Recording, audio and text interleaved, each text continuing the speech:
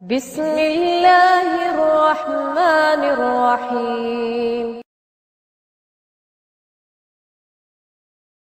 Ada pertanyaan, Assalamualaikum warahmatullahi wabarakatuh. Ana mau tanya, kalau ada orang yang hamil ketika puasa Ramadan, kemudian membayar hutangnya dengan fidyah.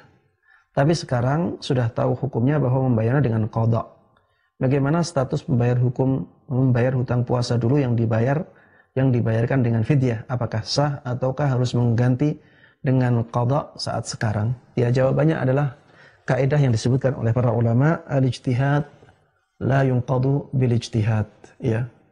Ijtihad itu tidak bisa dirusak dengan ijtihad yang lain. Jadi seorang yang awam, ya, kewajibannya adalah bertanya kepada ulama, ya, dan itu ijtihad dia. Ijtihad itu usaha untuk bertanya kepada orang alim. Inilah ijtihadnya orang awam, ya. Inilah usaha yang diwajibkan oleh Allah Subhanahu wa taala kepada orang awam.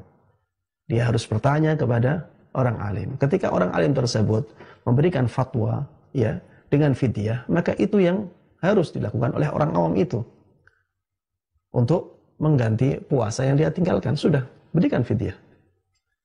Kemudian ketika dia bertanya lagi kepada orang alim setelahnya, atau dia tahu dari orang alim setelahnya bahwa ternyata pendapat untuk mengqadha itu lebih kuat, ya, maka di sini dia, kalau dia melihat yang pendapat yang mengqadha lebih kuat, ya, setelah itu, maka ketika dia tahu itu, dia harus ubah cara dia mengganti puasanya, yaitu dengan mengqadhanya.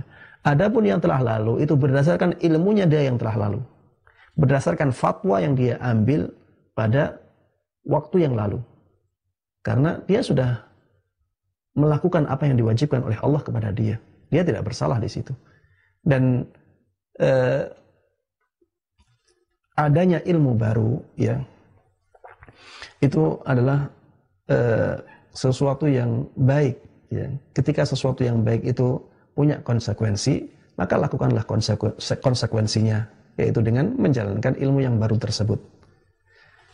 Sehingga yang diqadha adalah puasa-puasa yang dia tinggalkan setelah dia tahu bahwa pendapat untuk mengqadha puasa tersebut lebih kuat.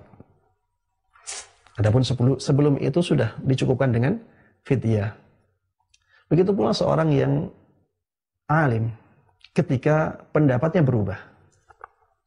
Kadang orang yang alim, ya, dia ketika membahas suatu masalah, dia sampai pada keyakinan bahwa pendapat fidyah lebih kuat.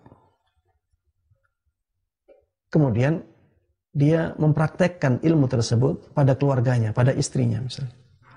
Kemudian 10 tahun berikutnya setelah dia baca-baca lagi, dia sampai pada kesimpulan bahwa wajibnya mengqadha bagi orang yang hamil atau menyusui lebih kuat.